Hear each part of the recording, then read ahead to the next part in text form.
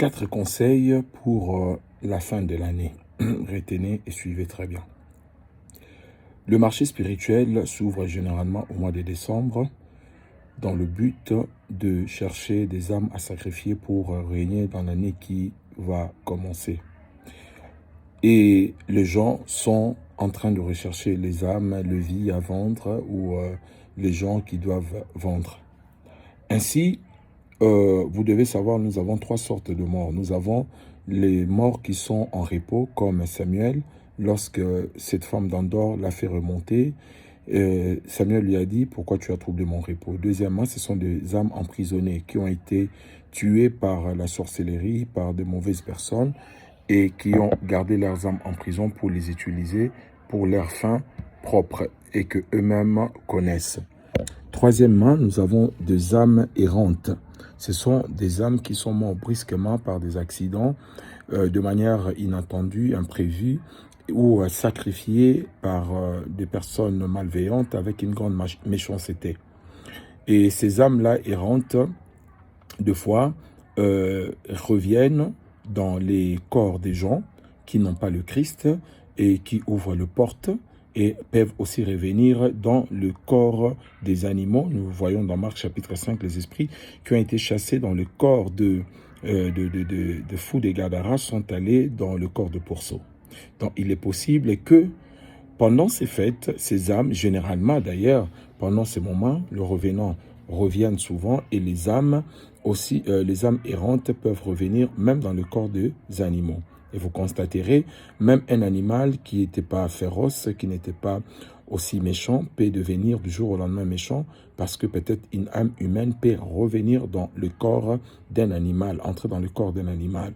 Et c'est ainsi que vous voyez un chien qui devient très méchant, commence à mordre même son responsable, son propriétaire, etc., etc. Donc, vous devez faire très attention parce que les âmes reviennent généralement, sont relâchées au mois de décembre pour détruire, sacrifier les gens. Et peu de gens le savent.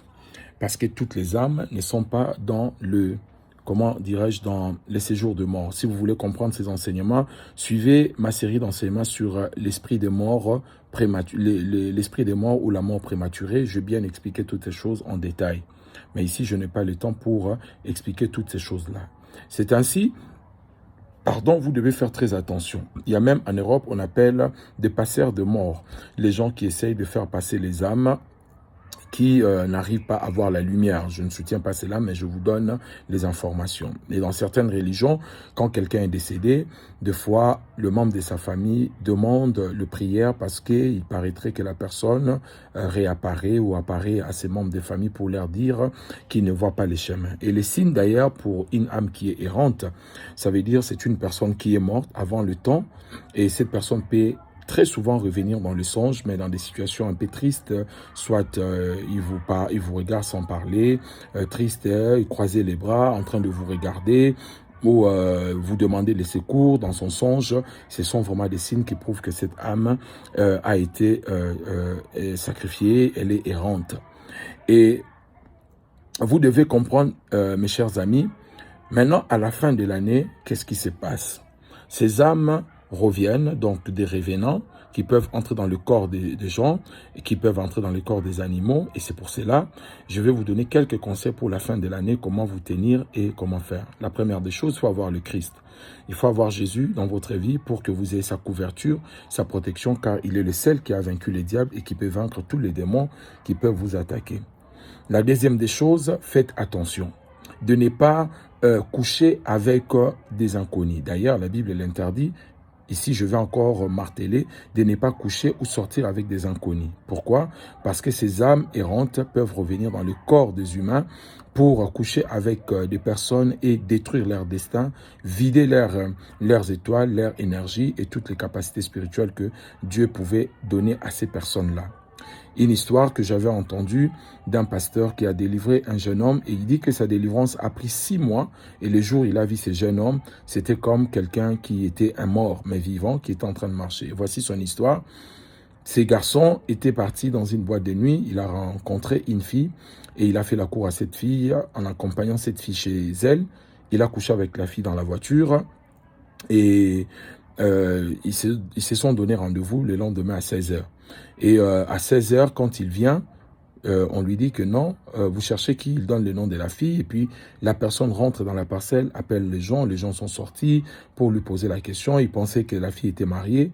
On lui dit mais tu cherches qui? Il cite encore le nom. On lui a dit mais elle est décédée depuis longtemps, on l'a déjà enterrée, tu l'as rencontrée où le monsieur est tombé KO. Ça s'est passé au mois de décembre parce qu'il y a eu des revenants et des revenants qui viennent.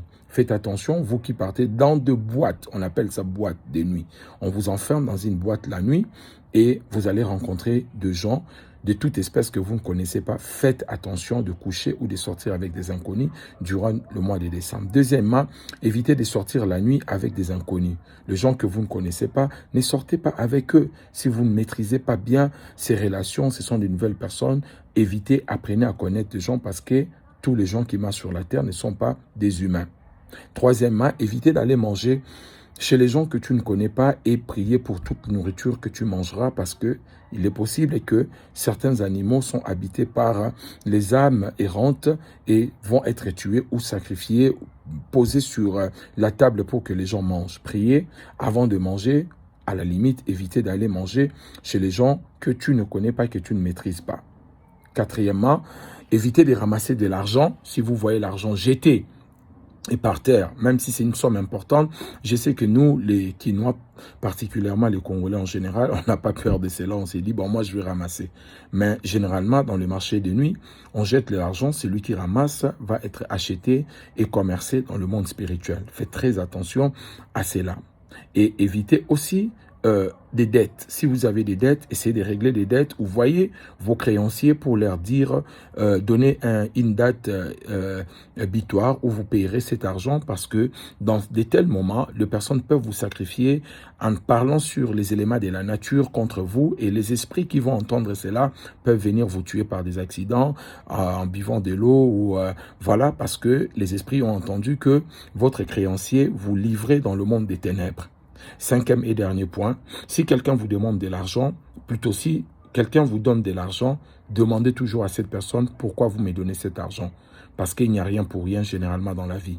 On peut vous acheter parce que vous n'avez pas demandé le but de cette donation.